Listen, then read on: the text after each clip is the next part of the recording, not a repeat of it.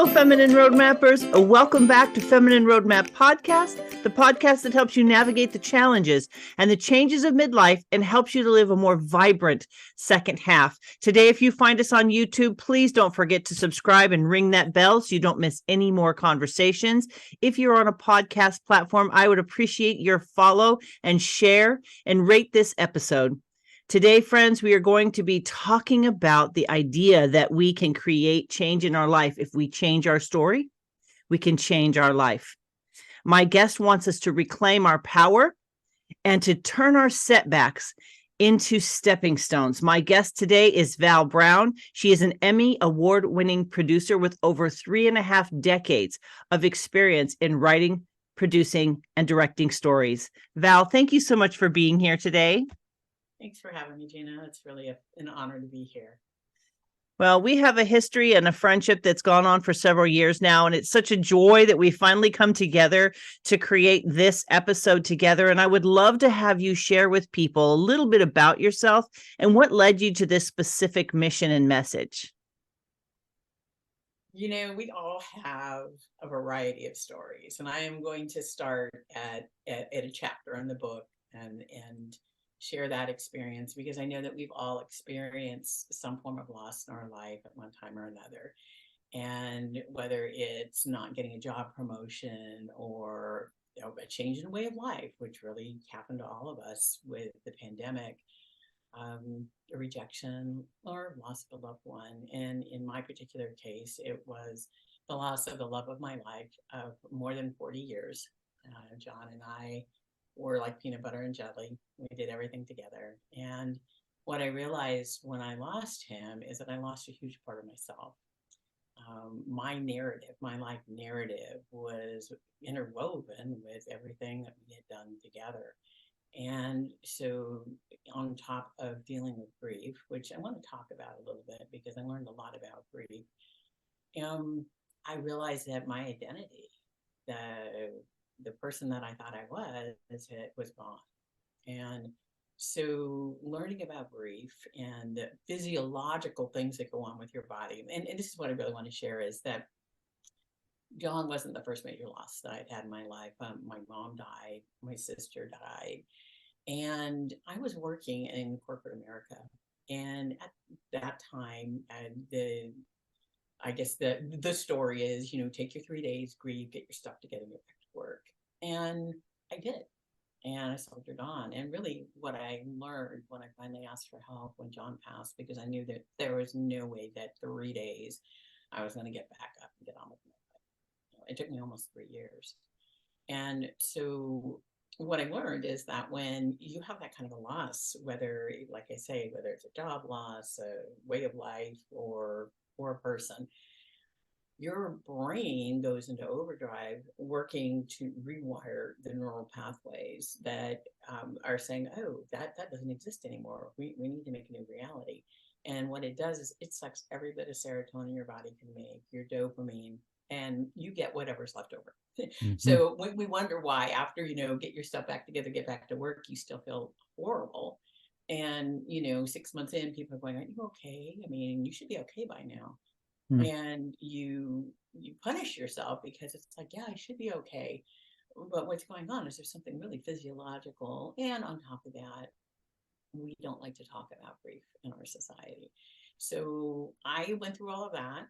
And through that, I realized, oh, okay. So this is, there's a lot of stories that I'm holding on to that aren't necessarily true anymore. And our life narrative really is nothing more than a collection of stories. And those stories all come through our viewpoint, right? You and I can say the same thing exactly, and we are going to tell the story differently. So because we have our own experiences, right? And so I think when I started kind of unwinding this whole thing, it's like our narrative is like a rope, right, with the different strands. And the more strands, the stronger it is.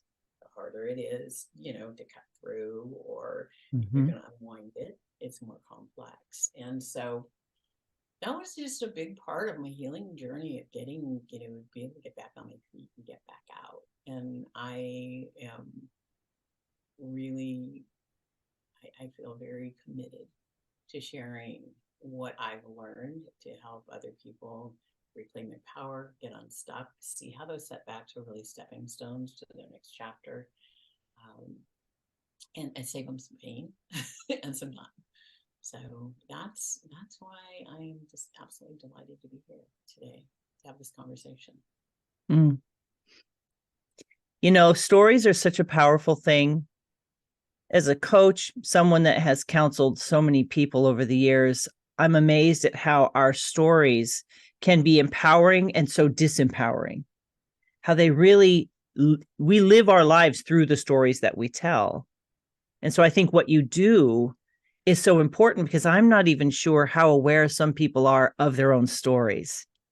Would you agree? 1,000%. And that's something that I had to become aware of. Here I've been Mm-hmm. telling other people's stories my entire career. And I have developed the ability to listen for themes and pull them together. And it's really helpful to be able to reflect back to somebody what you hear them saying. Mm-hmm. A lot of times for the first time they go, yeah, that's it. I never thought of it that way. And what that also surfaces is, the opportunity to ask the question, and is it true?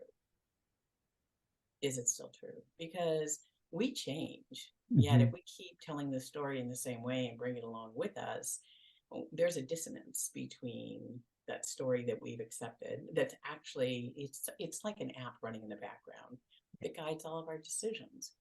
And so when we get frustrated that we're not making progress, when we're trying to get back on our feet, we feel like there's stagnation. We see other people going, ahead and feel like we're missing out on opportunities, a brain fog, lack of clarity, doubt. Can I do this? And it also, especially being in the professional world, I mean, I know that it affects my ability to lead.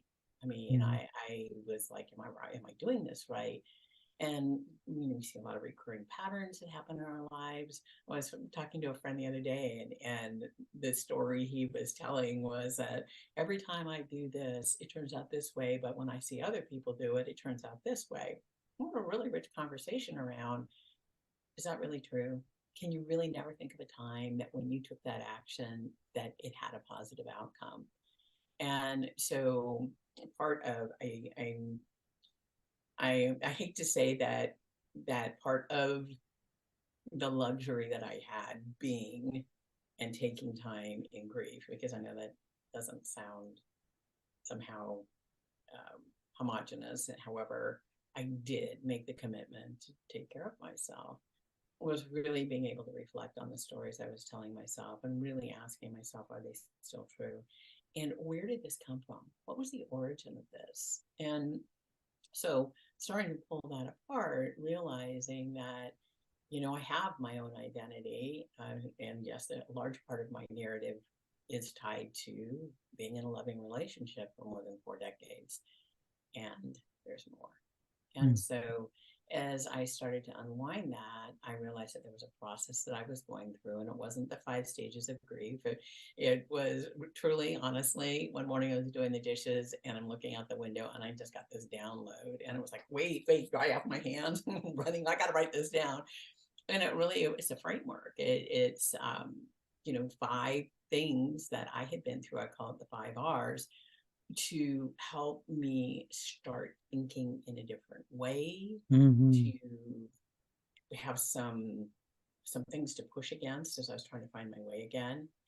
And it's simple, yet as we both know, simple does not mean easy. But I have found such a lack of resources. I'm honestly, sometimes I'm kind of embarrassed to admit this, but one night I was in so much pain, Gina. I mean, I just like, how do I get out of this pain? Because when you're in grief, right, there's nowhere to go. Everywhere you go, there you are, right? Mm-hmm. I Googled how to get out of pain from grief.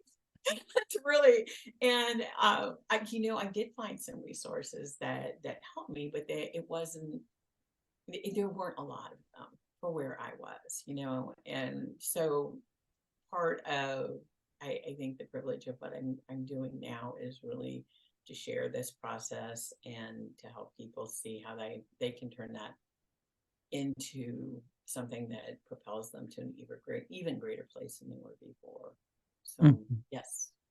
So when you said, it's simple, but it's not easy, and you use the analogy of a thread and unraveling, I think of like embroidery thread. You've got your 6 strand, your 8 strand, your 10 strand, and our stories are so much like that. Um, you know, they bulk up over the years. Some of these stories that we love so much, some of the stories that really define us as far as we're concerned. And it's it takes courage to face our stories, to ask if it's true, and then to deal with the answer that comes, because I think they become our shield sometimes. Depending on the story, it can really serve the purpose that it serves is not necessarily truth. 1000% again. And you took the word out of my mouth. That was the word I was going to use, is courage. Mm. It really does take courage, because a lot of times you don't know how many strands are going to be there, right? And the more strands there are, the stronger the rope. Mhm. And a lot of times when we start unwinding it, we find things that we didn't know were there and that we don't want to look at. Mhm. And so the courage is to be willing to ask the question, is this still true? And what am Mhm. I willing to do to rewrite my story so I can start putting the strands back together? And one of the things that I've learned in my work when working with my clients is that it's really important to create a distinction between story and narrative. Mm. The story is typically focusing on a beginning, a middle, and an end in one topic. And so, we have a story about our intelligence, or a story about how we get along with other people, or how we handle conflict. The narrative is how we weave it together, right? That adds context and meaning for us. And so it's happening at two levels, right? So do we A, have the courage to rewrite the story, and B, that narrative? And that's really where the tough work is because it's easy on paper to rewrite a story to have a different ending. The narrative, the glue that holds it together, which is Mhm. our unique stuff that we bring, is really where the hard work is, where we have to make the commitment to say, I'm not going to do that again. I'm not, that's my default. That's the easy way, right? That's the comfort way. And that was another thing I learned a lot about is that, so much of what we do, the stories that we keep telling ourselves, is to keep us safe, Mhm. right? Mhm. Mhm. Because when we have that frame of reference, I always when I teach, I love to teach story listening too. I'm a little story geek, but when we're listening to stories, or if you need to tell a story really quick on your feet, I use this really quick model. It's called the car model, where what is the context of what was going on, what was the action, and what was the resolution, right? And so the context is the thing, that because we can be very easily become a victim. The context, like, I was wrong, I took this action, and this is how it worked out, versus looking at that context and being willing to look at it differently and saying, somebody else was saying this from a completely different way than I was. Is there room for a different story? Yeah. Am I willing to make room Mhm. to think about this in a different way? And so those are things that I want to share, and I have been sharing with my clients. I had a client who came through a really difficult health issue, very low chances of survival. And the story had focused really on all the steps that they needed to go through to get well. Well, when we started digging back down into the story, the real story was things he had done in childhood that had made him very, very strong, tougher than nails, was what allowed him to heal. And when those two pieces come together, when that bridge, when you can create that visual bridge for yourself between, I did this, I was good at this, and it's allowing me to do this here, that's powerful. And that's when the setback becomes a stepping stone, because now something that happened, okay, so now that allowed me to get from here. Now that's part of this story that's going to allow me to get here. And so you take that thread of your story with you, the Mm-hmm. empowering, the strong. It is all too easy with social media and all the noise out there to continue to compare ourselves to other people. And we are the only person who can write our own story. And when we give away our power and let other people write our story, then we become victims. And so when we reclaim our power and make the decision to rewrite our story or to write a new story and weave it into a stronger narrative, we reclaim our power and we become victorious. And like I say, while it seems simple, it isn't easy. And I think that's the reason that when we have community and when we have other people who have been through similar experiences and feel like they're in a safe place where they can say, yeah, my job, I really can't talk about, I'm not okay. I'm still carrying this grief. It still creates confusion for me every day, but I have all these people relying on me, whether it's at work or whether it's at home. And we need to be able to create space for ourselves with tools to say, okay, I might not be okay all the way right now, but I can do these little things every day to start getting close to being able to turn that light switch back on again. So another visual that really helped me a lot is I was working through my 5R process and re-engage and re-emerge and re-engage into the world again. You mentioned this, like, that our stories serve us. The reason they exist is because they do serve a purpose. But you also brought up the point that, does this still serve me? Is really a powerful question, because if we've changed our circumstances, we've grown, we've changed, we've experienced certain things, what used to essentially be a little bit of a cocoon for us can now become our own prison, because we're hanging on to something that does not allow us a new narrative. We have to keep conforming to that belief and that story that we have. And I think that's what makes stories so powerful, is they really do control our decision making. Because if our narrative says, I can't do that, I don't have that ability, no one will let me, or whatever the narrative, like if I believe that I'm being held back, then I will only see being held back. And you're talking about the unraveling of it, the facing it, is to take your beliefs to court and be like, what is true about what I'm saying? Was it ever true? Maybe, right? Because when we're children, there are things we have control over and there are things we don't, right? Well, we have very little control when we're children, but as we grow.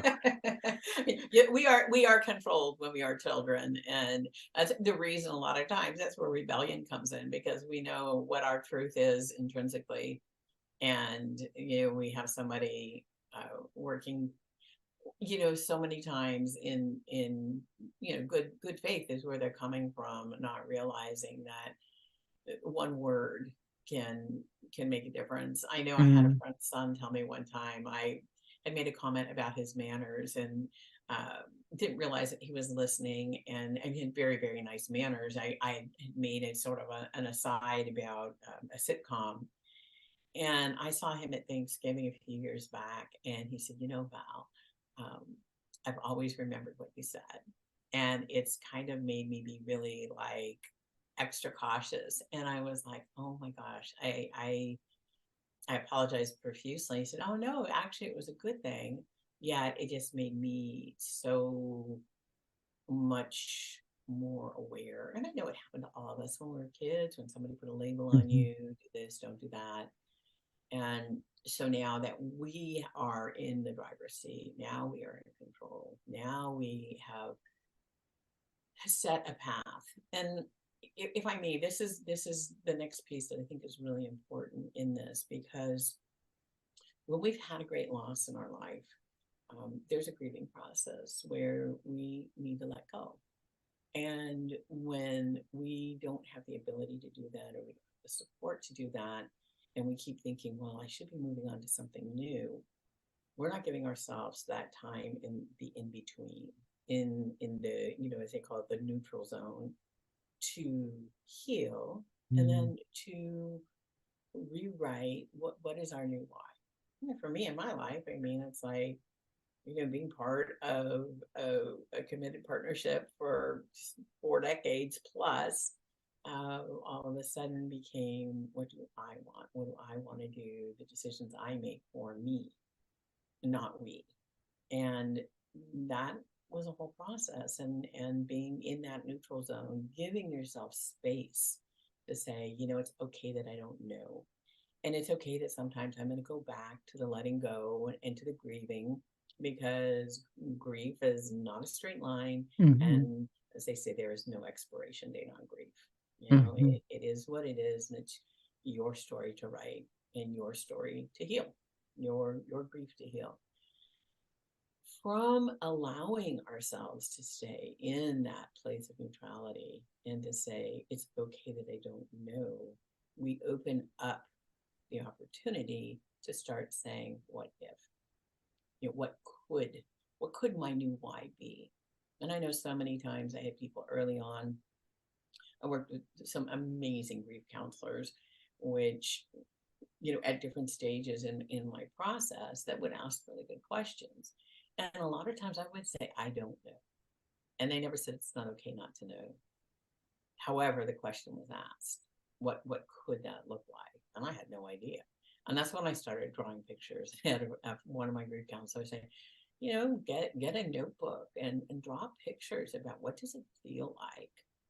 And my artwork isn't that brilliant. However, it's a very personal expression of what I was feeling and what I wanted to feel.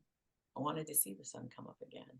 And so by doing that, all kinds of good things are happening in your brain, Mhm. possibility. And it's not in a pressure system, and it's not in comparison to anybody else. It's, what do I want to feel like? What does that new story feel like? Yeah, there's light, there's lightness, I laugh again. And those little things start then, like, opening up a greater possibility to say why. And my Mm. why now is sharing what I've been through, with the hope of saving somebody else some pain, Mhm. to get them there quicker, to let them know that they're not alone, and that it's okay to talk about your loss.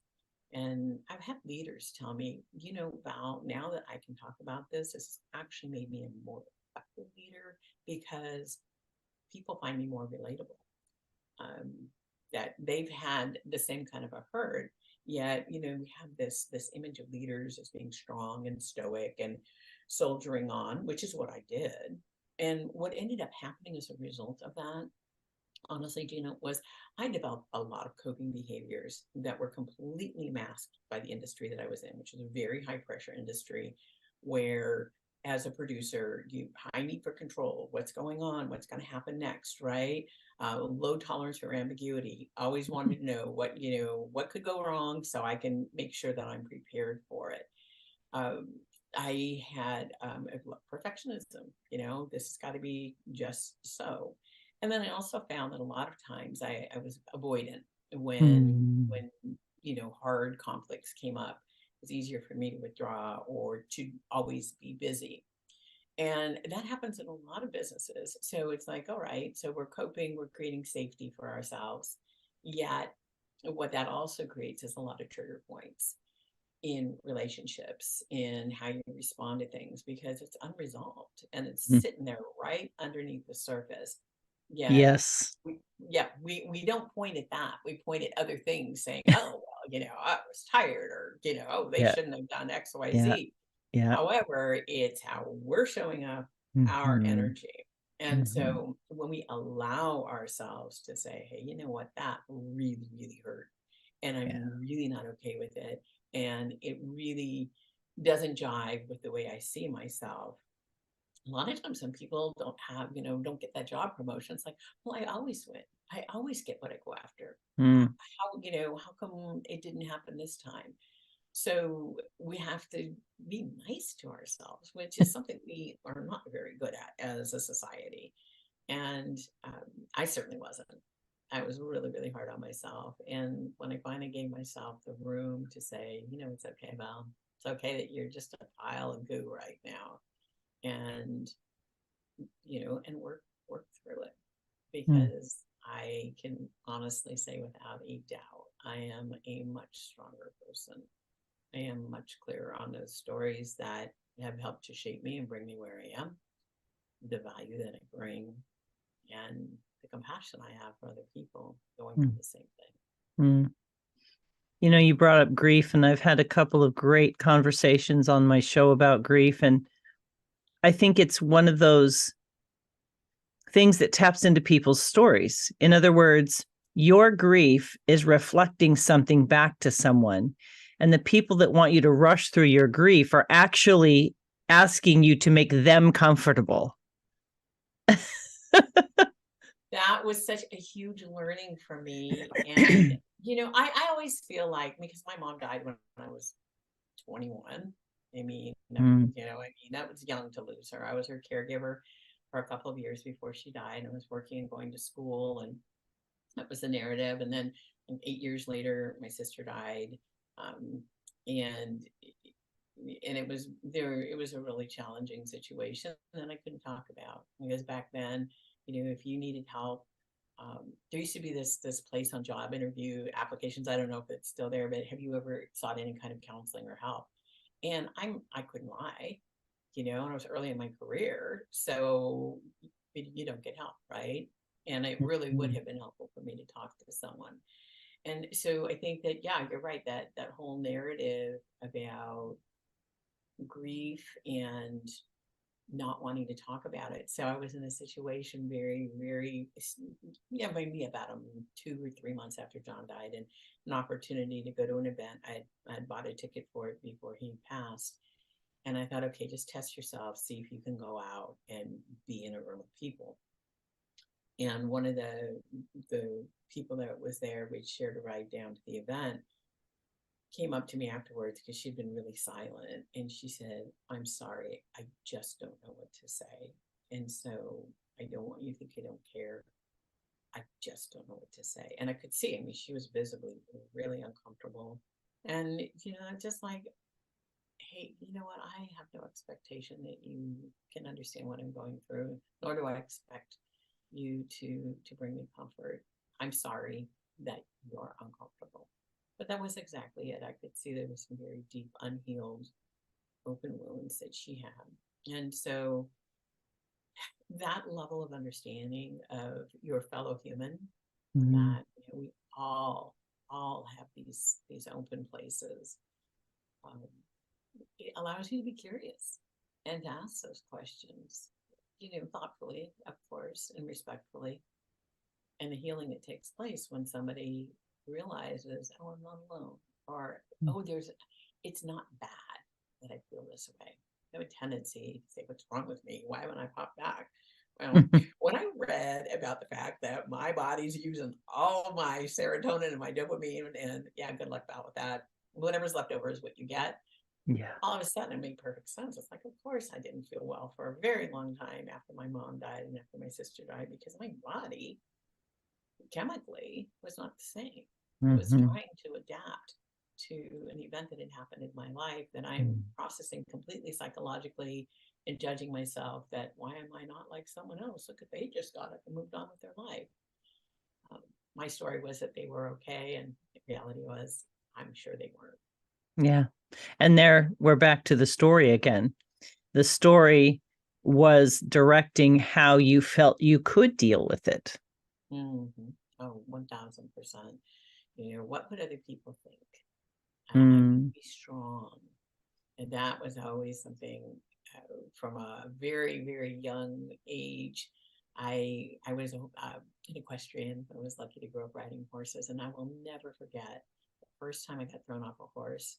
It was, we were in a corral across the street from where we lived. We had just moved to the country, and we'd all taken turns sitting on the back of this horse. Her name was Nellie. And when it was my turn, we were all laughing. I wasn't paying attention. She dropped her head, and I just went flying over and landed on the hard ground. We were in a corral, and I'm just like totally had the air knocked out of me. And I'm thinking that one of my sisters surely was going to reach down and give me a hand up, and instead they all laughed. And it was like, get back up. You need to get right back on that horse, and I'm like, I can't breathe. You know the feeling. You get Yes. the air kicked out of you, right? And so, I mean, from that moment on, I was like, if you don't want to feel that kind of humiliation, just get back up. You suck it up, even though I couldn't breathe, and you get back up. And so, yes, that was a story that I carried, and to some extent still do. I think I always will. It's part of my DNA now. But that's just a simple example of how we don't even realize that that's the app running in the background, and it's so automatic. We just do it. And is it true? Yeah, I could have been in a completely different situation where it was like, oh, honey, are you okay? Oh no, please, but catch your breath. Yes. I'd be a different person had that situation, gone that way. And I was the one who chose to see that way. And then, what else happens? And so I had one story that had that lesson, right? When other things happen in my life, I look for the same thread. And it's like, oh, that's what you do, get back up. And then, oh, well, that's what you do, Val, is you always get back up. That must make you strong. Never giving myself time to really heal and process that, that really hurt. And coming to grips with, yeah, those things did make you strong, but is that always the answer to every situation? What does strength even look like? You know what strength looks like to me now is taking care of yourself, taking the time to rest, to renew your soul, to renew your physical body, to take the time to reconcile with the fact that what was, what is, and what can be is very different than what it was before. And it's a choice to do that. It took me a while to get to the place where I chose to reconcile the fact that whatever my dreams were here are no longer. And I need to reconcile those two pieces so that I can reset my vision for what I want my future to look like. And, the big piece of that is where you start looking and developing your new why. And then from there, I thought, so reset my vision, and now I can reemerge back into the world. Well, that is not a linear process. There were many times that I would go out and do things, and it's like, no, it's not safe out there. I'm coming back. And so what I realized was there was another step beyond resetting your vision and reemerging. It's the actual re-engaging life, and where you actually are present, where you actually show up without the wound being, entering the room first. Yes. And I was really, really fortunate to have so many beautiful people in my life that gave me room to do that and didn't judge me. And it allowed me to say, hey, wait a minute, that's not how I want people to see me. I am so much more than this wound. And so that's where rewriting your narrative and learning how to turn your stories and your setbacks into stepping stones to something even greater than you could have even envisioned. I look at my life now, and I talk to John all the time. I mean, he's my best friend. He was my best friend when he was here on this side, and it's a bit of a conflict because I've met so many amazing people and done so many amazing things since he left. And I'm always saying, gosh, I wish you were here, John. And if John were here, I would not have had those experiences. My life would be going in a completely different direction. And so much to think about. And that reflection piece, truly, without it, none of this happens. There's some reconciling to be done, It's like the revolving doors, you think about those movies that talk about how, what's behind door A, what's behind door B, what's behind door C. I think that's true for all of us, depending on who we choose to partner with in life, in friendship, in business. All of those things take us somewhere. And the thing that's so interesting is how our stories bump up against each other. We're finding those people. It's like we're little, we have this kinetic connection with people, and we naturally attract and we naturally repel. And I think as our stories change, those energy shifts take place, and it puts you in a different place in the world. The way you think affects how you live and present. To your point, does the wound show up first, or do you show up first? And the wound is now alongside of you as part of you, who you are, but not all of who you are, right? Mm-hmm. And it's interesting because when we talk about change, it impacts our relationships. So that courage piece we talked about 10 minutes ago, there's courage in it facing ourselves. And then there's the courage in understanding who's going to be willing to move forward with us and who is not going to be ready and who will maybe never be ready.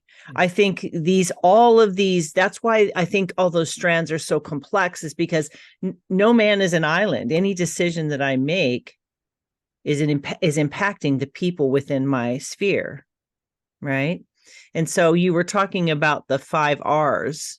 I'd like to hear them real quickly. What are those 5 R's? And then how does this idea of all of these complexities, how do you use those strategies to streamline someone's journey? Streamline, not speed, but streamline in terms of clarity and moving forward. First, I want to acknowledge how beautifully you said that. It is so true about our energy. We're all energy, and it is our frequency. And you're right. Our frequency changes. And there are people that were part of my journey before, while John was here, that are no longer. And, part of that was hard for me to accept that moving forward. And then I realized, I've been writing stories my whole life, and stories have chapters. They have a beginning, middle, and end. And to be joyous that those people were part of my journey, and that I had the opportunity to have those people in my life. The 5 R's are, first of all, that we really need to allow ourselves to rest. And that's something that I never did before. When you take your 3 days, you get your stuff together, your body is exhausted. It needs to rest. Yeah. And rest looks different for everyone. For me, rest is reading a book, listening to good music, light candles, be still, be in nature, breathe. Renewal is the second R. And once again, it's different for everyone. For me, walking at the beach every day, being in my garden, that's how I renew myself. And I literally, I was at the beach every day, rain or shine. It was the only place that I could really feel like I was healing and bringing new energy into my body. So we spent some time talking about the 3rd R, which is reconcile. And it's kind of an interesting word because, when people, a lot of times when I say that word, a lot of people think about, oh, well, getting back together or my checkbook. And I think it's a little bit of both, because reconcile, when you choose to reconcile, like if you had been estranged from someone, there's a choice saying that this matters to me more than being apart, or that I'm willing to make the effort. So that's where the choice piece comes in. The balance piece comes in when you're willing to say,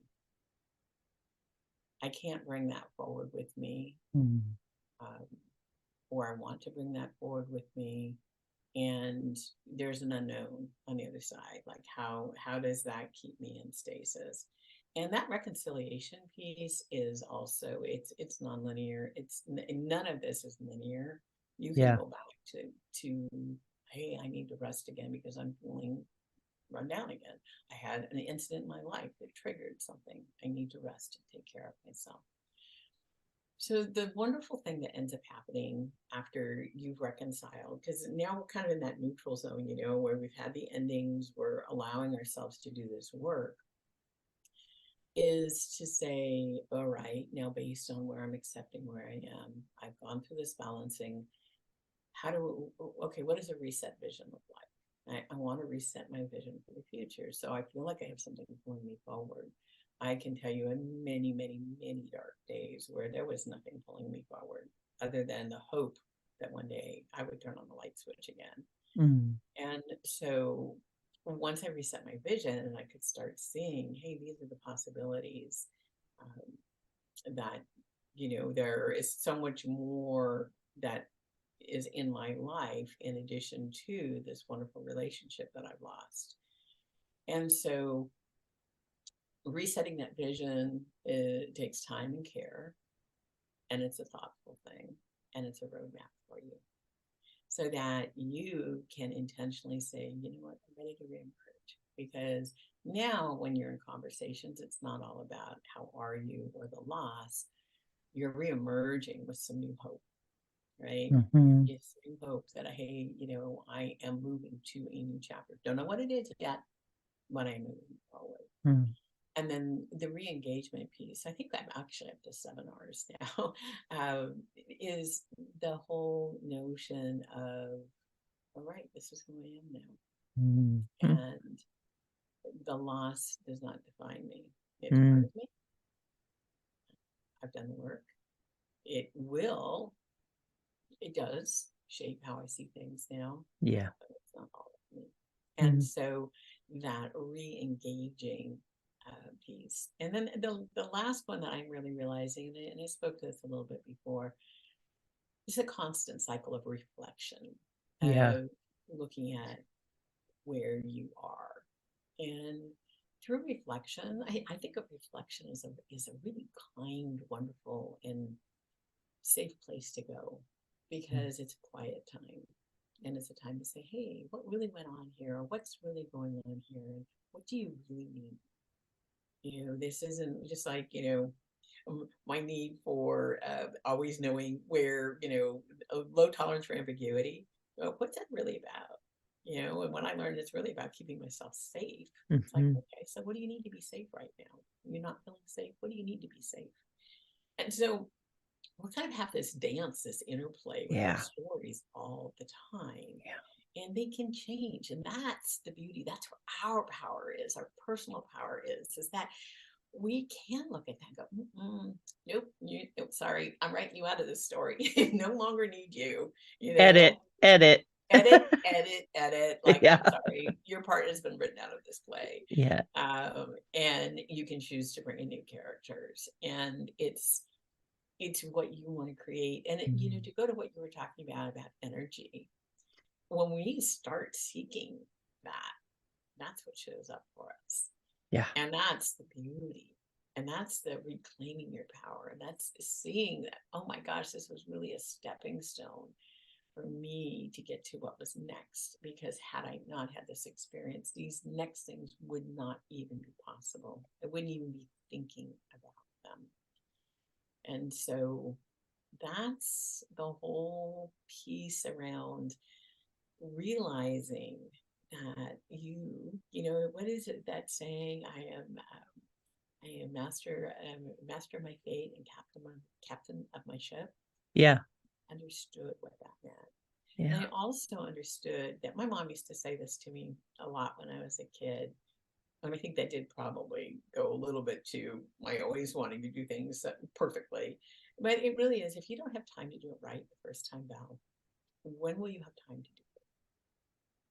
And when I reflect on the fact that when I had these major losses in my life, that I just put a Band-Aid on it and kept going and didn't really do the work and really dive in and say, what's really going on here? I never made the time to do it over until I had no choice. Yeah. I think a lot of us tell ourselves that we cannot take the time I think that's another narrative in this process, right? Like we tell ourselves, oh, well, you can't, you don't have time, you're too busy, people are relying on you. And so when you talk about it not being linear, it's because most of us don't have the luxury of just disconnecting and taking all the time we need, I suppose. But I think the beauty of that dance that you talked about is making time for ourselves to go through that rest and that reset and that rejuvenation. And you know what? Because if we do not, there's other R's that pop up, like resentment, rejection, right? We get rage when we are not cared for. To your point, we might look out, but we actually need to start at home in our own bodies, listening to what our bodies and our souls are saying to us so that we are the greatest advocate we have. And when we've learned to be everybody else's advocate, which I would assume if you're a strong person, it's an external, like everybody else needs to be okay. And in that, while it has a beauty to it, there's a cost. We often don't include ourselves in that safety net, if you will. And so I feel like what you're sharing today is definitely man, we just barely scratched the surface. If somebody has not started this journey, I would be curious, how can people kind of get in contact with you? What resources do you have that can help someone move forward in these processes? The thing that I realize I need to acknowledge what you just said is that making the time is, if you're going to be effective in life, is not making time is not an option. Mm-hmm. And that is the reason I created this framework, because what I have learned in working with people is that this framework actually creates safety, because it's like, you know what, when I rest, I feel better.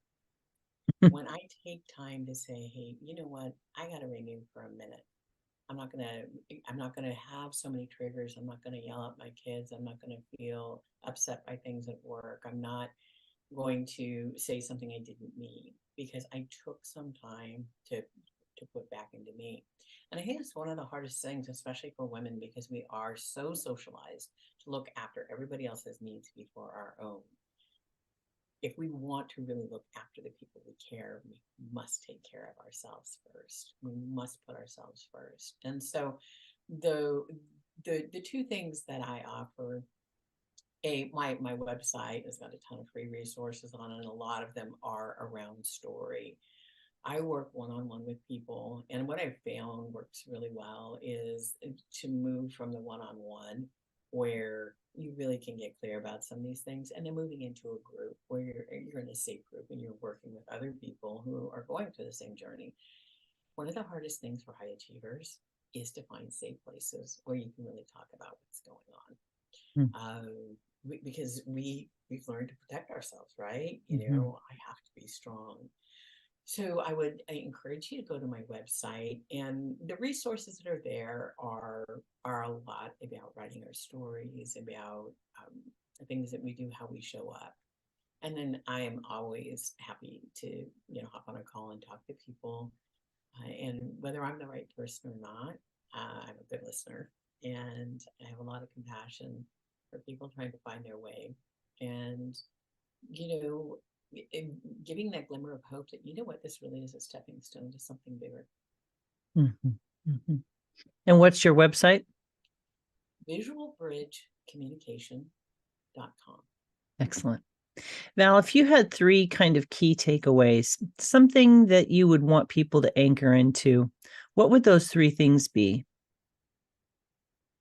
The first thing is the power of our story. And really being aware of the stories that we have on rewind, Autopilot. It's just Yep. playing in the background. And the thing about it is that we truly have a story about everything we do. And every single story is of our own making. No one else created that story. And really, really being aware of what a powerful influence that is in your life. And if you want to change your life, you have to change the stories that you're telling. The second piece would be around the ability to have a transformation. I think, a lot of people, before we started looking at atomic habits and the fact that the brain, there is neuroplasticity, it's like, well, that's just the way I am. And there are a lot of people that feel like, I'm too old to change, or I'm just that way. And it's not true. You're that way as long as you hold on to that story. And so transformation through rewriting your narrative is actually an exciting journey. It's because my third point is that it requires courage. It requires courage to say, I'm willing to go on this journey. I'm willing to write a different story to get a different outcome. I'm willing to do the work to get there. And so, I would say it's the power of your story, the power of transformation, the willingness to transform, and the courage to do it. Well, Val, I want to thank you so much for being on the show today and for sharing your depth of wisdom and with such compassion. I know you, so it's easy for me to feel that love and that connection and understanding where your heart is coming from. But I feel like the way you communicated today clearly communicated that compassionate, generous heart that you have and the care that you have for people to live a life that is more in alignment, that is more life-giving than the way we think and the way we act on the things that we think. So thank you so much for bringing this framework to my tribe today. I really appreciate you taking the time. Thank you so much for having me. Pleasure is mine. Yes. Today, friends, if you find yourself on YouTube, just look down below. I'll have the link to Val there so you can get a hold of her and her resources. If you happen to be driving, when you stop, you can head on over to www.feminineroadmap.com/episode 356. Friends, the stories that we tell, the things that we say about ourselves are so impactful. They are driving the ship. They are the rudder. They're the rudder that's just keeping our ship on whatever course it's on. And as we choose to think about what we're thinking about, challenge the things we say to and about ourselves, we begin to catch wind in our sails for another direction. And it's an important part of the process. It is powerful. I know Val has done it. I know I have done it. And this is what I do with other people. This is what she does with other people. So you're not alone. It's not that something's wrong. It's just an evaluation of where you're at, what has brought you to this point in your life. And these resources that Val offered today are tools and strategies that can help you change if you are not satisfied with where you are now. Not that where you've been has been bad. It's just sometimes it's time for a change. So we encourage you to take some time to question your thoughts, to take them to court, to really think about it and reach out for these resources that Val has for you and find the person that can help you hear the words you say to and about yourself so that you can begin to move that rudder and direct your ship the way that you really would like to go. I want to thank you so much for joining us today, for taking the time to listen. I encourage you to share this resource with a friend.